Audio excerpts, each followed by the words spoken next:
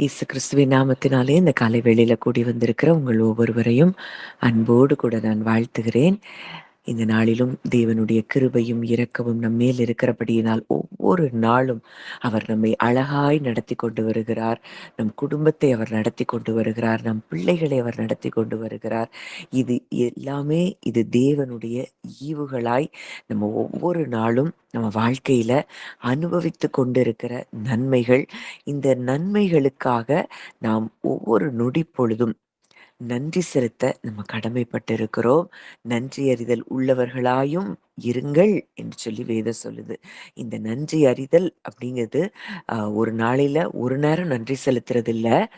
காலையில இருந்து இரவு வரைக்கும் எவ்வளவு நேரம் எத்தனை நன்மை நமக்கு நடக்குதுங்கிறதுக்கு நம்ம ஹார்ட் சென்சிட்டிவா இருந்தா போதும். நம்ம நன்றி செலுத்தி கொண்டே இருப்போம். நன்றி செலுத்துகிற இருதயம் எப்பொழுதுமே சந்தோஷத்தில் நிரம்பி வழிகிற இருதயமா இருக்கும். ஏன்னா, அந்த நன்றி செலுத்துதல், அந்த ஸ்தோத்திரங்களை ஏறெடுக்குதல் அப்படிங்கிறது, செய்த நன்மைகளை பெரிதாய் பார்க்கும் பொழுது, இப்ப உள்ள காரியம் எதுவுமே பெருசா தெரியாது. அதனால அந்த இருதயம் எப்பொழுதும் சந்தோஷத்திலேயே இருக்கும் என்பதுதான் நிஜம். நமக்கு சந்தோஷம் வேணுமா? நம்ம இருதயம் சென்சிட்டிவா அவர் செய்த நன்மைகளுக்கு நன்றியறிதலாய் இருக்கும் பொழுது, நம்ம இருதயம் எப்பொழுதும் அவருடைய சத்தத்தை கேட்கக்கூடிய இருதயமா இருக்கும். இன்னைக்கு நெறைய பேருக்கு தேவனுடைய சத்தத்த எப்படி கேட்கிறது அப்படிங்கிறது என்ன செய்யல? புரியல. இது எப்படி தேவனுடைய சத்தத்த நம்மளால எப்படி கேட்க முடியும்? கேட்க முடியும். அதுக்கு ஒரு ஒரு ஒரு பிராக்டிகலான ஒரு வழிதான் நன்றி செலுத்துதல். அவரையே பார்த்து, அவரையே பெரிதாய் பார்க்க, பார்க்க, பார்க்க, பார்க்க நம்ம வாழ்க்கையில சூழ்நிலைகள் நமக்கு பெரிதாக தெரியாதபடி, நம்ம தேவனை மகிமைப்படுத்த ஆரம்பிக்கும் பொழுது, நம்ம வாழ்க்கை எப்பொழுதுமே சந்தோஷத்துல நிரம்பி இருக்கும். நீங்க நன்றி செலுத்த செலுத்த இப்போ உள்ள சூழ்நிலைகள்ல இருக்கிற காரியங்களையும் நிச்சயம் நீங்கள் மாற்றங்களை பார்க்க முடியும். இதுதான் தேவனுடைய ஈவாய் இருக்கிறது. அதனால எந்த அளவுக்கு நம்ம ஒரு நாளைக்கு நான் ஏன் இத திரும்ப திரும்ப திரும்ப சொல்றேன்னா, இத நான் எக்ஸ்பீரியன்ஸ் பண்ணிட்டு இருக்கிறேன். நிச்சயமா அத நீங்க ஒவ்வொருத்தரும் அத எக்ஸ்பீரியன்ஸ் பண்ண முடியும். காலையில எழும்புனதுல இருந்து நைட்டு வரைக்கும் ஒவ்வொரு அப்பா இது நல்ல நல்ல ருசியான சாப்பாட நம்ம சாப்பிடும் பொழுது, அதுக்கு நம்ம நன்றி செலுத்தணும்.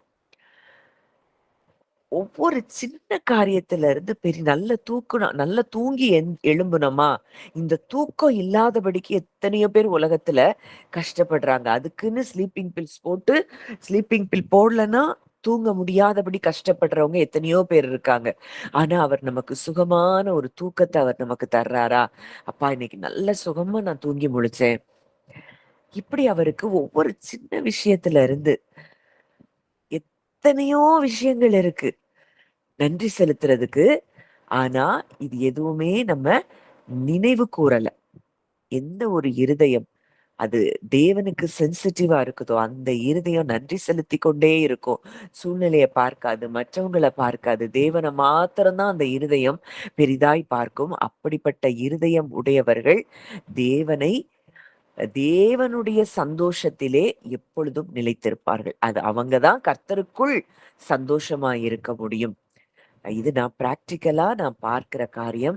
அதனால எவ்வளோ முடியுமோ அவ்வளோ நன்றி செலுத்திக் கொண்டே இருங்க. கர்த்தர் பெரிய காரியங்களை நிச்சயமாய் செய்வார். இன்னைக்கு நம்ம தொடர்ந்து அந்த 1 பேதுரு 1ஆம் அதிகாரம் 2ஆம் வசனத்தினுடைய அடுத்த பகுதிய பார்க்க போறோம். பிதாவாகிய தேவனுடைய முன்னறிவின்படி ஆவியானவரின் பரிசுத்தமாக்குதலினாலே கீழ்ப்படிதலுக்கும் இயேசு கிறிஸ்துவினுடைய இரத்த தெளிக்கப்படுதலுக்கும் தெரிந்து கொள்ளப்பட்ட பரதேசிகளுக்கு எழுதுகிறதாவது, கிருபையும் சமாதானமும் உங்களுக்கு பெருக கடவது. ஏற்கனவே நம்ம வி ஆர் அதுல சோசன். நம்ம எப்படி பிதாவாகிய தேவனால் திரித்துவ தேவனால் நம்ம தெரிந்து கொள்ளப்பட்டிருக்கிறோம் அப்படிங்கிறத குறித்து நம்ம தியானித்து பார்த்தோம். இன்றைக்கு ஆவியானவரின் பரிசுத்தமாக்குதல், இந்த வார்த்தையை தான் நம்ம இன்றைக்கு தியானிக்க போகிறோம். அப்போ இன்றைக்கு ஒரு ரட்சிக்கப்பட்ட ஒரு விசுவாசி இவனுக்குள்ள பெர்மனண்டா ரிசைட் பண்ணும்படி வாழும்படிக்கு பரிசுத்த ஆவியானவர் நமக்குள் அவர் என்ன செய்கிறார்? வந்து விடுகிறார். இந்த பரிசுத்த ஆவியானவர் இவர் ஏதோ ஒரு எமோஷனோ, ஃபீலிங்காவோ நமக்குள்ள வரல. திரித்துவத்துல ஒரு தேவனாய் அவர் இருக்கிறார். இந்த தேவன் என்றென்றைக்கும் நம்முடனே கூட தங்கும்படியாக நாம் எப்பொழுது சத்திய வசனமாகிய சுவிசேஷத்தை கேட்டு நம்ம ரட்சிக்கிற கிறிஸ்துவை எப்போ ஏற்றுக்கொண்டோமோ அந்த நொடியில இருந்து பரிசுத்த ஆவியானவர் நமக்குள் வந்து பெர்மனண்டா நமக்குள்ள வாழும்படி அவர் நமக்குள் வந்திருக்கிறார். இந்த பரிசுத்த ஆவியானவர் தான் நம்ம சுய முயற்சியினால ஐயோ நான் பரிசுத்தமா வாழணும் வாழணும் வாழணும்னு நம்ம எவ்வளவுதான் முயற்சி பண்ணாலும் அது நம்மால் முடியாத காரியம். ஆனா இந்த பரிசுத்த ஆவியானவர் நமக்கு பரிசுத்தமான ஒரு வாழ்க்கை வாழ்வதற்கு அவர் நமக்குள் இருந்து உதவி செய்கிறவராய் இருக்கிறார். அதனாலதான் வசனம் சொல்லுது, ஆவியானவரின் பரிசுத்தமாக்குதலினாலே. நம்ம கிறிஸ்துவை போல மாற்றக்கூடிய வேலையை இந்த ஆவியானவர் தான் நமக்குள்ளே செய்து கொண்டிருக்கிறார். நம்முடைய சுய பலத்தினாலேயோ சுய எந்த காரியத்தினாலேயோ நம்மளுடைய எந்த ஒரு நன்மைகளோ நம்ம செய்யற காரியங்களோ நம்மை பரிசுத்தமாக்க முடியாது, நம்ம எடுக்கிற முயற்சிகளோ. ஆனா இன்றைக்கு ஆவியானவர் முற்றிலுமாய் நமக்குள்ளே வாசம் பண்ணி கொண்டிருந்து இந்த ஆவியானவருடைய டைரக்ஷன்ஸ்க்கு நம்ம எப்ப சென்சிட்டிவா அதுக்கு ஒபே பண்றோமோ அப்போ நம்முடைய இருதயம் பரிசுத்தமாக்கப்பட்டு கொண்டே இருக்கிறது. கிறிஸ்துவின் சாயலை நம்ம தரித்து கொள்ள ஆரம்பிக்கிறோம். அப்போ இந்த ரட்சிப்பு அப்படின்னு வந்த உடனே நம்ம பிரிக்கப்பட்டவர்களாய் நம்ம மாறிறோம். அனுதினமும் நம்ம என்ன செய்யறோமா? பரிசுத்தமாக்கப்பட்டு கொண்டே இருக்கிறோமா? ஒவ்வொரு நாளும் நமக்குள்ள சாங்டிஃபிகேஷன் நடந்துட்டே இருக்குது. இதற்கு உதவி செய்கிறவர் யார்? பரிசுத்த ஆவியானவர். வாசிக்கலாம் 2 தெசலோனிக்கேயர் 2ஆம் அதிகாரம் 13ஆம் வசனம்.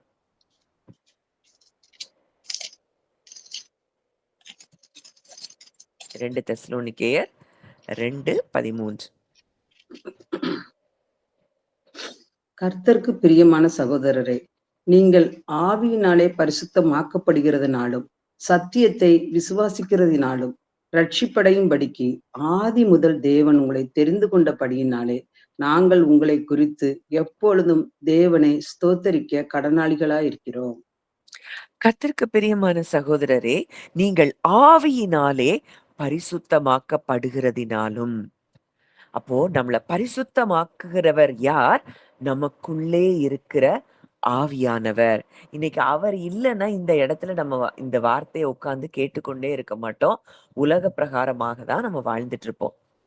இன்றைக்கு அவருடைய அனுதின வேலை நமக்குள் நடந்து கொண்டிருக்கிறபடினாலே நம்ம என்ன செய்கிறோம்? அவருடைய வார்த்தையை கேட்கும்படியாகவும் அவர் யார் என்பதை நம்ம அறியும்படியாகவும் நம்ம கூடி வந்திருக்கிறோம்னா நிச்சயமாக நான் சொல்ல முடியும், இது ஆவியானவர் நமக்குள்ளே செய்கிற ஒரு செயலா இருக்கிறது. இன்னும் ஒரு வசனம், ரோமர் 15:15. அப்படி இருந்தும் சகோதரரே, புறஜாதியாராகிய பலி பரிசுத்த ஆவியினாலே பரிசுத்தமாக்கப்பட்டு தேவனுக்கு பிரியமான பலியாகும்படி நான் தேவனுடைய சுவிசேஷ ஊழியத்தை நடத்தும் ஆசாரியனா இருந்து புறஜாதிகளுக்கு இயேசு கிறிஸ்துவனுடைய ஊழியக்காரன் ஆகும் பொருட்டு. அப்போதும் பரிசுத்த ஆவியினாலே பரிசுத்தமாக்கப்பட்டு. அப்போ இந்த பரிசுத்தமாக்குதல் அப்படிங்கிற வேலையை செய்கிறவர் பரிசுத்த ஆவியானவர். அதனாலதான் ரோமர் ஆஹ் கலாத்தியர் 5:16 நம்ம பார்க்கிறோம், ஆவியில என்ன செய்யணுமா? நடக்கணுமா? ஆவியானவருடைய வழி நடத்துதலின்படி எவன் நடக்கிறானோ அவனே தேவனுடைய புத்திரன் அப்படின்னு ரோமர்ல பார்க்கிறோம். மேலும் எவர்கள் தேவனுடைய ஆவியினாலே நடத்தப்படுகிறார்களோ அவர்கள் தேவனுடைய புத்திரராய் இருக்கிறார்கள். மாம்சத்தின்படி நடக்கிறவர்கள் புத்திரர் அல்ல. ஒருவேளை அவங்க கிறிஸ்துவை ஏற்றுக்கொண்டிருக்கலாம், ஆனா முதிர்ச்சி அடையாத பிள்ளைகளாகத்தான் அவங்க இருக்கிறாங்களே தவிர தேவனுடைய புத்திரரா இல்ல. ஏன் அப்படின்னா ஆவியானவருடைய சத்தத்தை கேட்டு அவர்கள் நடக்கல. சரி, இந்த ஆவியானவருடைய சத்தத்தை நம்ம எப்படி கேட்க முடியும்? பிராக்டிக்கலா சில காரியங்களை இன்னைக்கு நம்ம பார்க்க போறோம். காலையில எழும்புனதுல இருந்து இரவு படுக்கிற வரைக்கும் இந்த ஆவியானவருடைய துணை நமக்கு எவ்வளவு நமக்கு தேவையா இருக்குது. இந்த ரிலேஷன்ஷிப்ப நம்ம எப்படி ஒவ்வொரு நாளும் இந்த ஆவியானவரோடு கூட இருக்கிற இன்டராக்ஷன்ஸ்ல நம்ம எப்படி நாம் பரிசுத்தமாக்கப்படுகிறோம் அப்படிங்கிறத குறித்து தான் இன்றைக்கு நம்ம தியானிக்க போகிறோம். முதலாவது நம்ம பார்த்தபடி பரிசுத்த ஆவியானவர் என்பவர் திரித்துவத்தில் தேவனில் ஒரு நபர். இந்த தேவனே நமக்குள் என்ன செய்கிறார்? வாழ்ந்து கொண்டிருக்கிறார். கிறிஸ்துவின் ஆவி இல்லாதவன் அவருடையவன் அல்ல. அப்போ இந்த கிறிஸ்துவின் ஆவியானவர் இன்றைக்கு நமக்குள்ளே இருக்கிறார். அது ரோமர் 8வது அதிகாரம் 9 முதல் 11 வரைக்கும் நம்ம வாசிக்கலாம். தேவனுடைய ஆவி உங்களில் வாசமாயிருந்தால் நீங்கள் மாம்சத்துக்கு உட்பட்டவர்களாய் இராமல் ஆவிக்குட்பட்டவர்களாய் இருப்பீர்கள். கிறிஸ்துவின் ஆவி இல்லாதவன் அவருடையவன் அல்ல. மேலும் கிறிஸ்து உங்களில் இருந்தால் சரீரமானது பாவத்தின் நிமித்தமும் மரித்ததாயும் ஆவியானது நீதி நிமித்தம் ஜீவன் உள்ளதாயும் இருக்கும். அன்றியும் இயேசுவை மரித்தோரிலிருந்து எழுப்பினவருடைய ஆவி உங்களில் வாசமாயிருந்தால் கிறிஸ்துவை மரித்தோரிலிருந்து எழுப்பினவர் உங்களில் வாசமாயிருக்கிற தம்முடைய ஆவியினாலே சாவுக்கேதுவான உங்கள் சரீரங்களையும் உயிர்ப்பிப்பார். தேவனுடைய ஆவி உங்களில் வாசமாயிருந்தால் நீங்கள் மாம்சத்துக்கு உட்பட்டவர்களாயிராமல் ஆவிக்கு உட்பட்டவர்களாய் இருப்பீர்கள். கிறிஸ்துவின் ஆவி இல்லாதவன் அவருடையவன் அல்ல.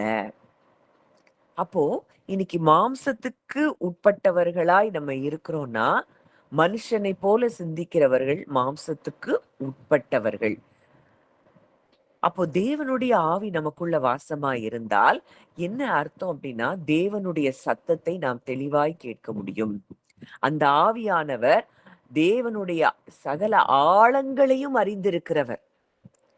அப்போ அவர் நம்மள டைரக்ட் பண்ணி நடத்தினார்னா அவன்தான் கிறிஸ்துவை உடையவன். கிறிஸ்துவின் ஆவி இல்லாதவன் அவருடையவன் அல்ல. அப்போ நம்ம அவருடைய டைரக்ஷன்ஸ் ஒரு சின்ன விஷயத்துல இருந்து நம்ம ஏதோ நம்ம ஒண்ணு ஒண்ணு செலக்ட் பண்ணணும், இல்ல என்ன காரியமா இருந்தாலும் சரி.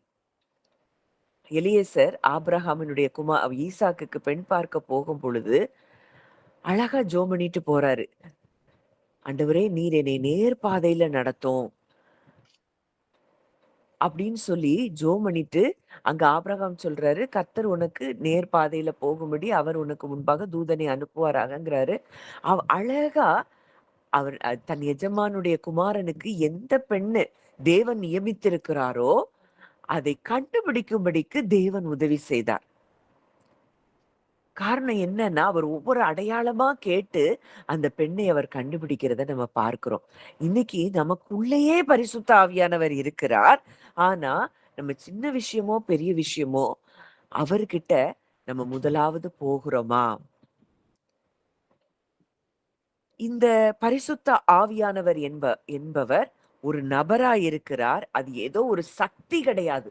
நெறைய பேர் நம்ம என்ன நினைக்கிறோம்னா, அவர் ஒரு சக்தியா பார்க்கிறோம். இன்னைக்கு அவர ஒரு நபரா பார்த்து நீங்க பேச ஆரம்பிச்சீங்கன்னா, உங்களுக்குள்ள உங்க ஸ்பிரிட் மேன்ல இருக்கக்கூடிய பரிசுத்த ஆவியானவரோடு கூட நீங்க இன்டராக்ட் பண்ண ஆரம்பிச்சீங்கன்னா, அவர் அழகா உங்கள கைட் பண்றத நீங்க பார்க்க முடியும். இந்த பரிசுத்த ஆவியானவர் நபரா இருக்கிறபடியினால, அவருக்கு என்ன இருக்கு? எமோஷன்ஸ் இருக்கு. வாசிக்கலாம். எபேசியர் 4ஆம் அதிகாரம் 30ஆம் வசனம். எபேசியர் 4:30.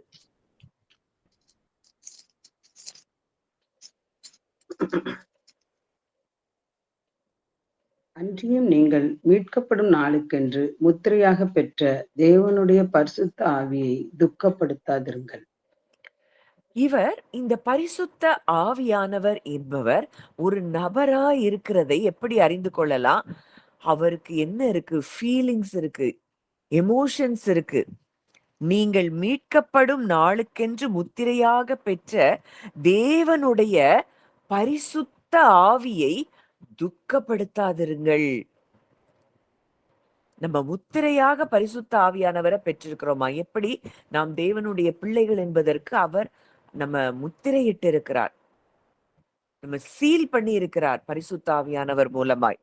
அப்போ எப்படி நம்ம அவரை துக்கப்படுத்துறோம்னு அடுத்த வசனம் சொல்லுது. வாசிக்கலாம். 31ஆம் வசனம். சகலவிதமான கசப்பும், கோபமும், மூர்க்கமும், கூக்குரலும், தூஷணமும், மற்ற எந்த துர்க்கணமும் உங்களை விட்டு நீங்க கடவது. கசப்பு, கோபம், மூர்க்கம், கூக்குரல், தூஷணம் இதெல்லாம் நமக்குள்ள நம்ம இப்படி ரியாக்ஷன் நம்ம இருந்ததுன்னா, பரிசுத்த ஆவியானவர் நமக்குள் இருந்து அவர் என்ன செய்கிறாராம்? துக்கப்படுகிறாராம். ஐயோ! என் பிள்ளை என்னுடைய சத்தத்தை கேட்காம மனுஷனை போல அவள் வாழ்ந்து கொண்டிருக்கிறானே அப்படின்னு சொல்லி அவர் துக்கப்படுகிறவராய் இருக்கிறார். அப்ப இதுல இருந்து என்ன தெரியுது? அவர் ஒரு சக்தி இல்ல, he is a person. அவர் ஒரு நபர். இந்த பரிசுத்த ஆவியானவர் என்னவோ செய்கிறாரா? இந்த நபரா இருக்கிறபடியினால அவர் பேசவும் செய்கிறார். வாசிக்கலாம். அப்போஸ்தலர் 13:2.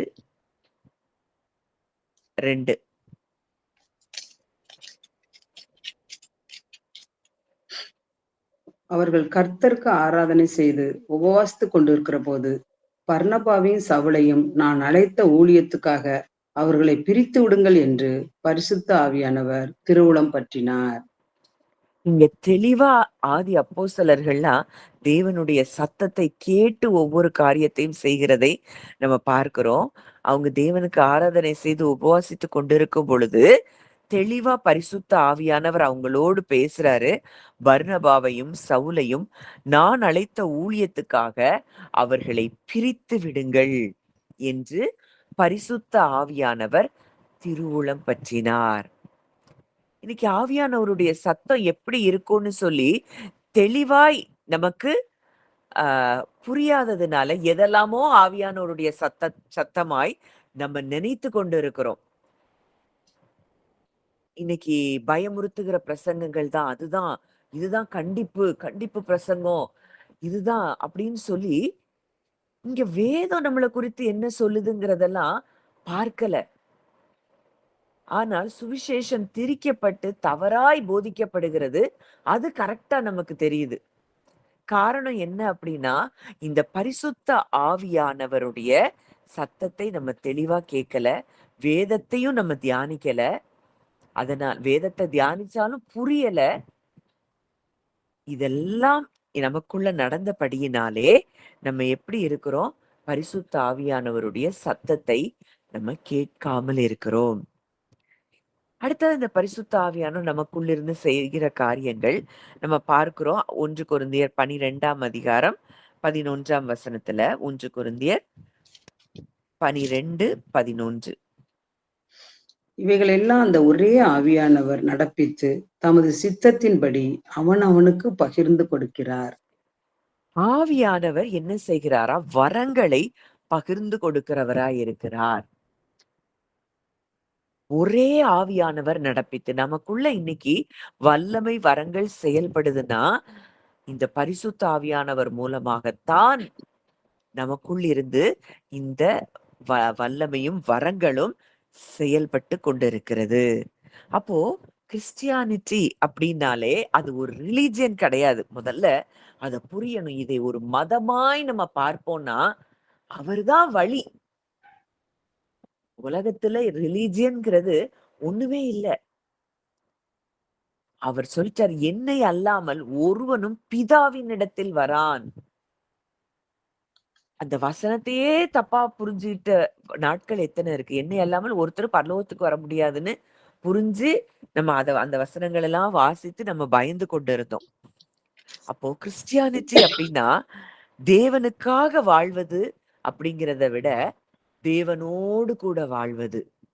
இதுதான் ட்ரூ கிறிஸ்டியானிட்டி. தினமும் ஒவ்வொரு நொடி பொழுதும் நாம் அவரோடு கூட வாழ்கிற வாழ்க்கையை நம்ம வாழணும்னா முதல்ல இந்த பூமியில இருந்து நம்ம மைண்ட டிட்டாச் பண்ணணும். மைண்ட தள்ளி வைக்கணும். இந்த பூமிக்குரிய காரியங்கள் பூமியில எப்படி நடக்கு, பூமியில எனக்கு இந்த பிரச்சனை எல்லாம் இருக்கு, இதையே பெருசா பார்த்து கொண்டிருந்தோம்னா நிச்சயமாய் நாம் தேவனோடு கூட ஒன்றிணைக்கப்பட முடியாது. அப்போ ஒவ்வொரு நொடி பொழுதும் அவருடைய சத்தத்துக்கு நம்ம சென்சிட்டிவா என்ன செய்ய முடியும்? இருக்க முடியும். பரிசுத்த ஆவியானவரை நம்ம அவரு கூட அந்த இன்டிமெசில இருக்க இருக்க இருக்க இருக்க ஒவ்வொரு சூழ்நிலையும் அவரோடு கூட வாழ்கிற ஒரு வாழ்க்கையின் அனுபவமாய் மாறும். இந்த பரிசுத்த ஆவியானவர் நமக்குள்ளே தங்கி இருக்கிறார். நாம் தேவனுடைய ஆலயமாய் இருக்கிறோம் என்று சொல்லி நம்ம பார்க்கிறோம். அப்போ இந்த பிரசன்ஸ் அப்படிங்கிறது நம்ம ஏதோ தேடி தேடி போய் இந்த பிரசன்ஸ்ல இருக்கணுங்கிறதுலாம் இல்ல. இந்த பிரசன்ஸையே நம்ம தான் சுமந்து கொண்டு இருக்கிறோம்.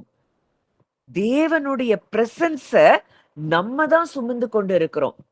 நம்ம போற இடத்துல எல்லாத்துலயும் அங்க தேவன் வெளிப்படுவார். நம்ம ஒரு இடத்துக்கு போறோம்னா அந்த இடத்துல இருக்கிற ஸ்பிரிட் எல்லாம் தானாக வெளியேறணும். அந்த அளவுக்கு ஆவியானவர் நமக்குள் இருந்து நம்மை பரிசுத்தப்படுத்தி கொண்டிருக்கிறவராய் இருக்கிறார். அப்போ அவர் ஏதோ தூரமா இல்ல. எப்பவும் சீசனலா நம்ம பழைய ஏற்பாட்டு தீர்க்கதரிசிகள்லாம் ஒரு தீர்க்கதரிசனம் சொல்லணும்னா ஆவியானவர் வந்து அவங்க மேல இறங்குறதுக்கு அவங்க என்ன செய்றாங்க? தனியா இன்ஸ்ட்ருமெண்ட்ஸ்லாம் வாசிச்சு அவங்க அந்த ஹையர் ரெல்ம்க்கு போயி தீர்க்க தரிசனங்கள்லாம் சொல்றாங்க. ஆனா இன்றைக்கு நாம் என்றைக்கு கிறிஸ்துவை ஏற்றுக்கொண்டோமோ அந்த நொடி பொழுதே பரிசுத்த ஆவியானவர் நமக்குள் வந்து விட்டார் என்பதுதான் நிஜம். ஆனா என்ன, அவரை துக்கப்படுத்திக்கிட்டே இருக்கிறோமா? இல்ல அவர் கூட உறவிலேயே நம்ம இருக்கிறோமா? அவர் எப்போ நம்ம கூட தான் இருக்கிறாரு.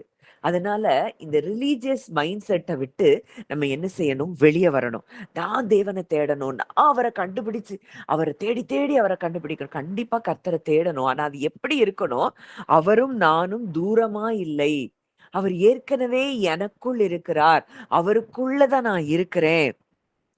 அப்படிங்கிறத பெர்ஃபார்மன்ஸ் பேஸ்ட்ல இல்லாம அவர் செய்து முடித்த செயலின் மேல் நம்முடைய நம்பிக்கை இருக்கும் பொழுது, நிச்சயமாய் நம்முடைய வாழ்க்கையின் சூழ்நிலைகள் மாற ஆரம்பிக்கும்.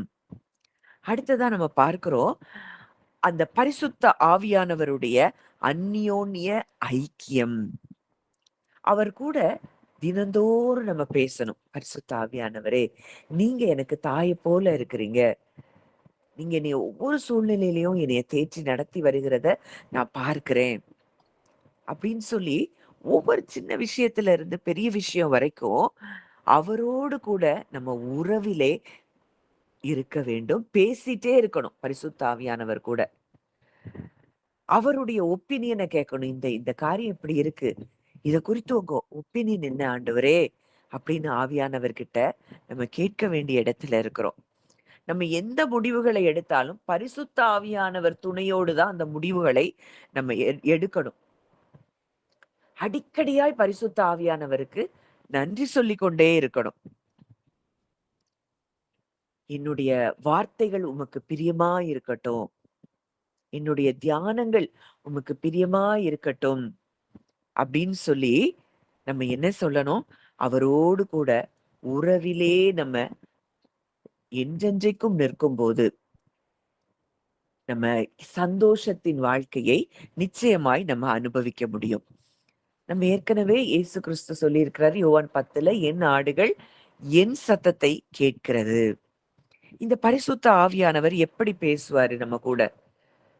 ஒரு காரியம் இது எப்படி முடிவெடுக்கன்னு தெரியாது.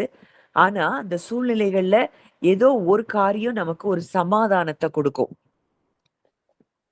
அப்போ இது யார் தருகிற சமாதானம் அப்படின்னு பார்த்தா, அது பரிசுத்த ஆவியானவர் நமக்குள்ளே தருகிற ஒரு சமாதானம்.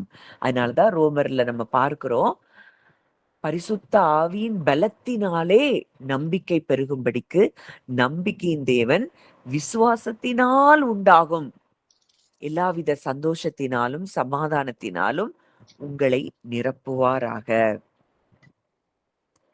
அப்போ வேத வசனங்கள் மூலமாய் நம்மோடு கூட அவர் இடைப்படுவார்.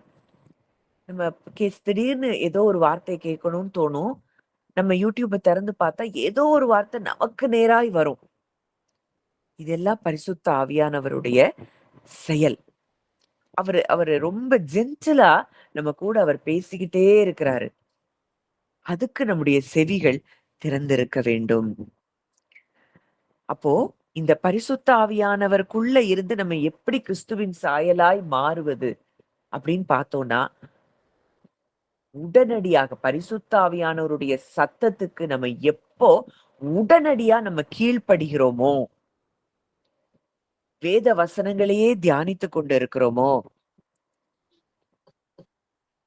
இருதயத்துல எழும்புகிற வேற சத்தங்கள் எல்லாவற்றையும் நம்ம அமைதிப்படுத்துகிறோமோ, நம்ம இருதயத்தை சதையான இருதயமாய் நம்ம எப்ப வைத்திருக்கிறோமோ, அப்போ பரிசுத்த ஆவியானவர் நமக்குள்ளிருந்து அவர் தெளிவாய் பேசுகிறவராய் இருக்கிறார்.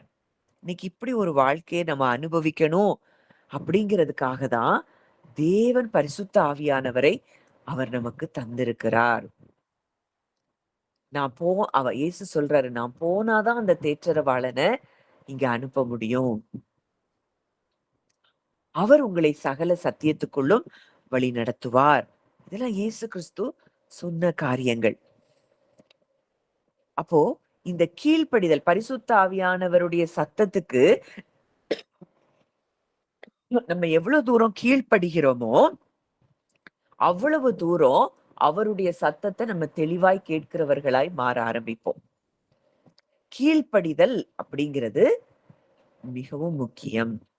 ஆவியானவருடைய சத்தத்துக்கு, உலக சத்தத்துக்கு இல்ல. ஆவியானவருடைய சத்தத்துக்கு நாம் கீழ்ப்படியும் பொழுது, வேத வசனத்தின் அடிப்படையில வேதம் நமக்கு எதை கற்று தந்திருக்கு, நம்ம எப்படி இருக்கணும், எப்படி வாழணும், இதற்கு ஒபே பண்ணுகிற ஒவ்வொரு மனுஷனும் தேவனுடைய சத்தத்தை கேட்கிறவனா இருப்பான். அது ஷார்பன் பண்ணுது. அந்த கீழ்ப்படிதல் அப்படிங்கிற காரியம் நம்ம என்ன செய்து அதை நம்ம அந்த அவருடைய சத்தத்தை நாம் கேட்கும்படிக்கு நம்மை கூர்மை உள்ளவர்களாய் அது மாற்றுகிறது. அப்போ ஒவ்வொரு காரியம் நம்ம எப்பவுமே நம்முடைய இருதயம் சமாதானத்துல ரெஸ்ட்ல இருக்கும்போது நிச்சயமாய் ஆவியானவருடைய சத்தத்துக்கு நம்ம ரொம்ப சென்சிட்டிவா இருப்போம். அப்போ இந்த சென்சிட்டிவிட்டிய குறைக்கிற காரியங்களை தான் நம்ம ஏற்கனவே தியானிச்சோம். எதெல்லாம்? மன்னியாத தன்மை, நமக்குள்ள இருக்கக்கூடிய பெருமை, ரிப்பீட்டடா கீழ்ப்படிதலே இல்லாதபடிக்கு வாழ்கிற ஒரு இடம். அவருடைய ப்ராம்ப்டிங்ஸ், அவருடைய வழி நடத்துதலை நம்ம என்ன செஞ்சிடறோம்? இக்னோர் பண்ணிடுறோம். இப்படிப்பட்ட மனிதர்கள் தான் பரிசுத்த ஆவியானவரை துக்கப்படுத்துகிற மனிதர்களாய் இருக்கிறார்கள்.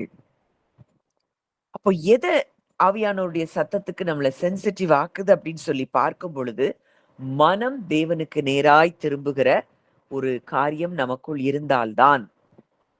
இன்றைக்கு எத்தனையோ பிரசங்கங்களை கேட்கலாம். ஆனா நம்ம இருதயம் திரும்பல, தேவனுக்கு நேராய் திரும்பல அப்படின்னா அவருடைய சத்தத்தை நாம் கேட்க முடியாது. தாழ்மை இருக்கணும். நம்ம எப்பொழுதும் நன்றி அறிதல் உள்ளவர்களா இருக்கணும்.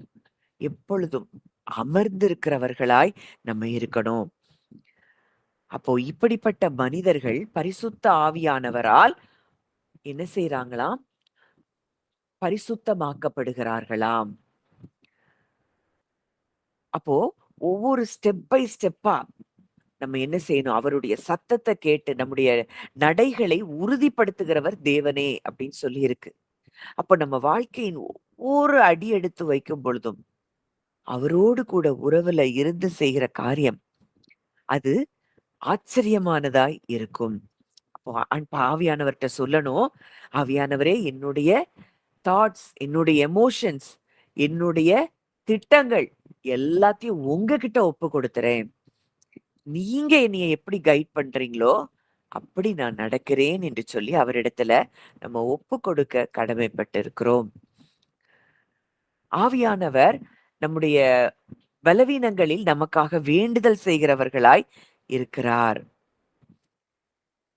எப்போ நமக்கு அவர் உதவி செய்ய முடியும்? நமக்கு ஆவியானவரே எனக்கு இந்த பிரச்சனை இருக்கு, எனக்கு நீங்க உதவி செய்யுங்க. நம்ம ரொம்ப பலம் உள்ளவர்களை போல நடித்து கொண்டு இருக்கக்கூடாது. நம்ம உண்மையாய் அவரிடத்துல ஹெல்ப் கேட்கும் பொழுது நிச்சயமாய் அந்த டிபெண்டன்ஸ் அவரையே சார்ந்திருக்கிறவர்களாய் நம்ம இருக்கும் பொழுது ஒரு ஒரு தெய்வீக ரகமான தேவ ரகமான ஒரு இணைப்பில் நாம் இணைக்கப்பட்டிருக்கிறதை உணர முடியும். இப்ப இந்த இன்டிமெசில வாழ்ந்தவர்கள் யாரெல்லாம் வேதத்துல பார்க்கிறோம்னா, ஜீசஸ் இயேசு கிறிஸ்து ஆவியானவராலே மாத்திரமே அவர் நடத்தப்பட்டார். அவர் உலகத்தின் எந்த சத்தத்துக்கும் அவர் செவி கொடுக்கல. உலகம் அவரை டிஸ்ட்ராக்ட் பண்ணவே முடியல. தெளிவாய் ஆவியானவருடைய சத்தத்தை கேட்டு அவர் நடக்கிறவராய் இருந்தார். நம்முடைய மூத்த சகோதரன் நடந்த அதே பாதையில தான் நாமும் நடக்க வேண்டும் என்பதைத்தான் பிதா நமக்கு முன்குறித்திருக்கிறார். அடுத்ததா பவுல பார்க்கிறோம். அப்போஸ்தலர் 16ஆம் அதிகாரம் 6ஆம் 7ஆம் வசனம். அப்போஸ்தலர் 16 6 7.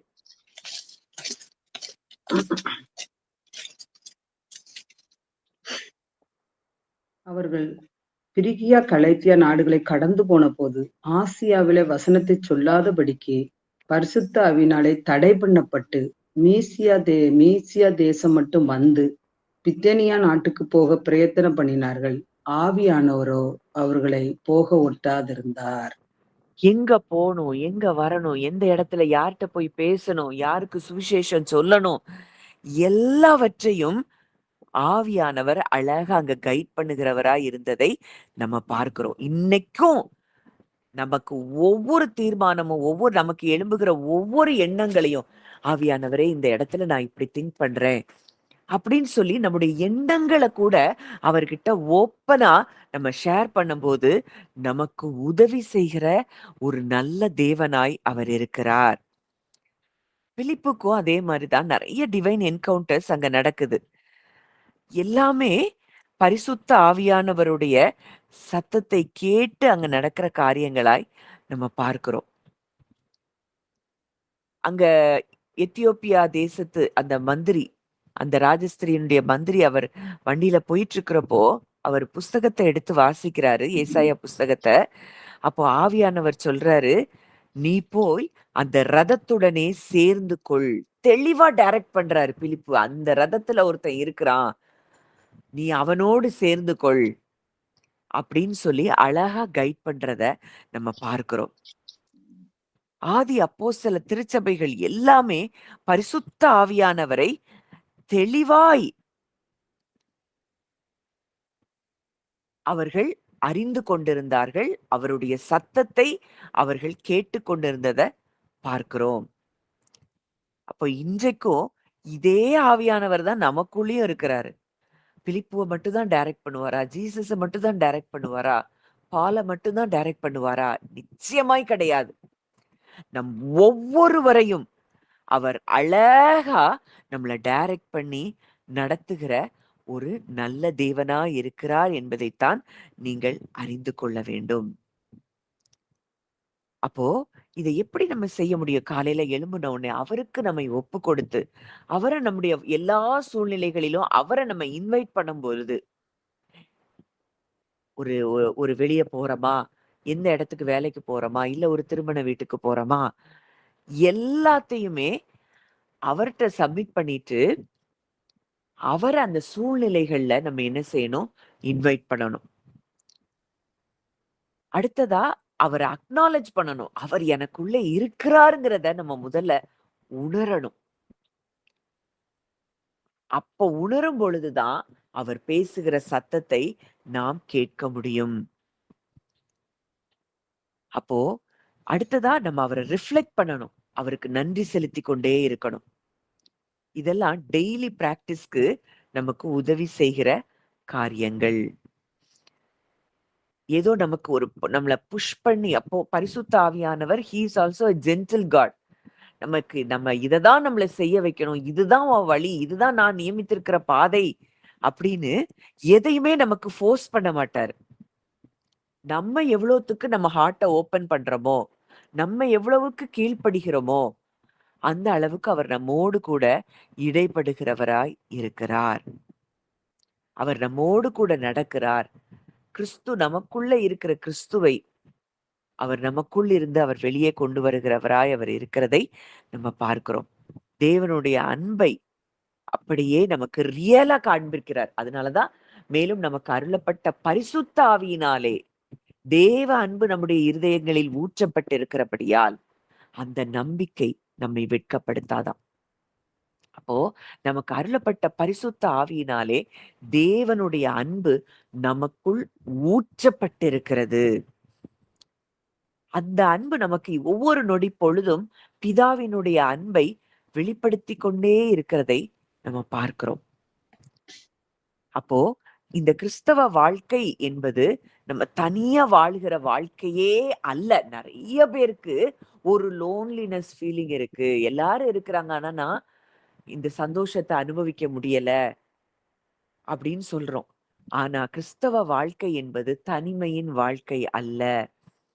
தேவனே நமக்குள் தங்கி இருக்கும்படி இதை எவ்வளவு தூரத்துக்கு நீங்க ரியலா நீங்க உள்வாங்குறீங்களோ இந்த சத்தியத்தை, அவர் உங்களோடு கூட உறவில் இருக்க அவர் விருப்பம் உள்ளவராய் இருக்கிறார். இன்னைக்கு இந்த உலகத்தின் அன்பெல்லாம் தேடி தேடி தேடி தேடி ஓடி போறோம்.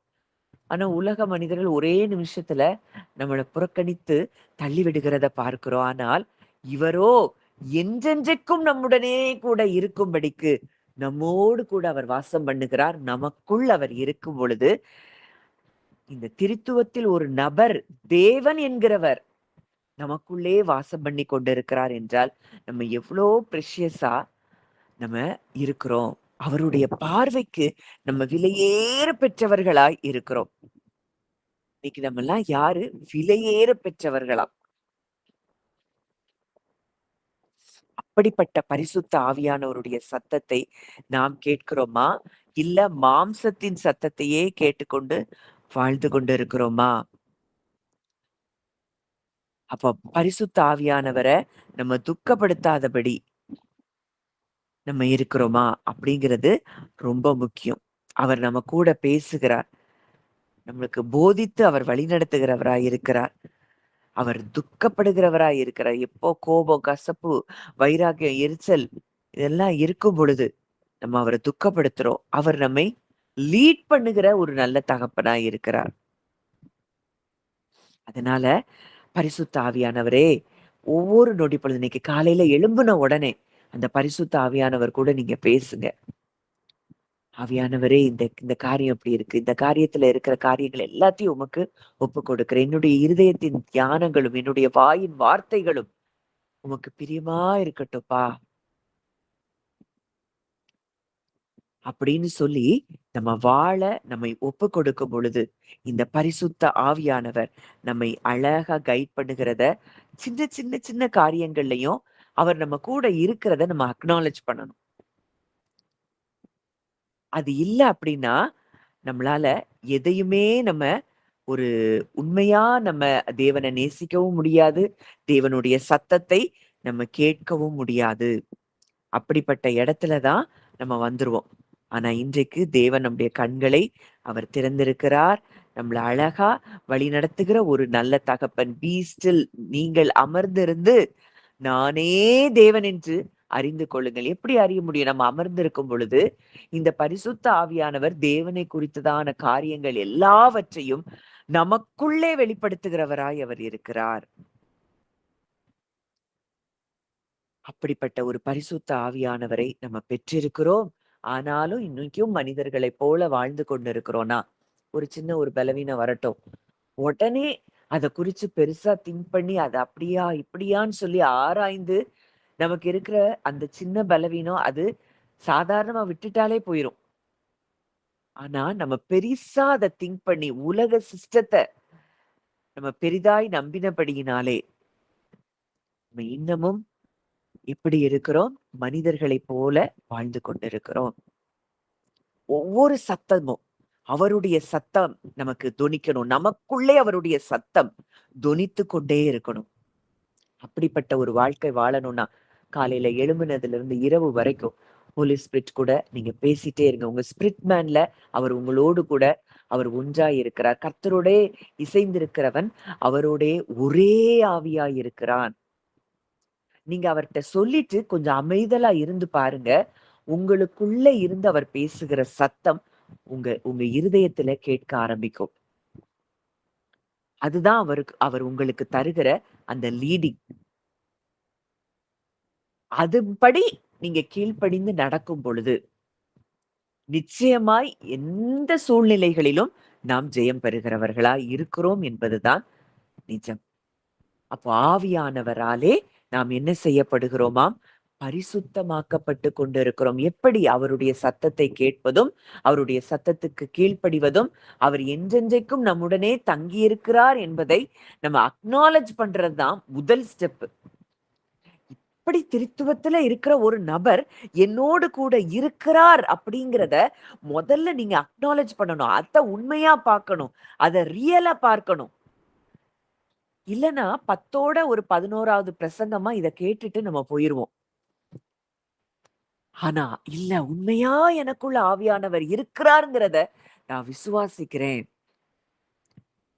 அப்படிங்கிறத ஃபர்ஸ்ட் நீங்க அக்னாலஜ் பண்ணி, அவரோடு கூட உறவுல நீங்க அவரு கூட பேசிட்டே இருக்கும்போது, நம்மளை குறித்தோ, நம்ம குடும்பத்த குறித்தோ, பிள்ளைகள குறித்தோ எந்த காரியம் உங்களுக்கு பாரமா இருக்குதோ, அவர் கூட நீங்க பேசும் பொழுது, அவர் அதற்கெல்லாம் நமக்காக உதவி செய்கிறவராய் அவர் இருக்கிறார். அப்ப இந்த இன்டிமசில எந்த ஒரு மனிதன் வருகிறானோ, அவன் முற்றிலுமாய் பரிசுத்தமாக்கப்படுகிறான். இந்த பரிசுத்தமாக்குதல் நம்முடைய சுய முயற்சி அல்ல. இது ஆவியானவருடைய செயலாய் இருக்கிறது. அப்போ நம்ம ஏற்கனவே தெரிந்து கொள்ளுதலை பார்த்தோம். ஆவி ஆவியினால் பரிசுத்தமாக்கப்படுதல் அப்படின்னா என்னன்னு பார்த்தோம். இன்னும் நாளைக்கு அடுத்த காரியம் நம்ம அந்த ரத்தம் தெளிக்குதல் அப்படிங்கிற காரியம் இதெல்லாம் குறித்து நம்ம தியானித்து பார்ப்போம். நம்ம இப்போ ஜெபிக்கலாம். நல்ல தகப்பனே, நன்றியோடு உம்மை துதிக்கிறோம், ஸ்தோத்தரிக்கிறோம் அப்பா. தகப்பனே, இந்த அருமையான வேளையிலும் கூட கர்த்தாவே,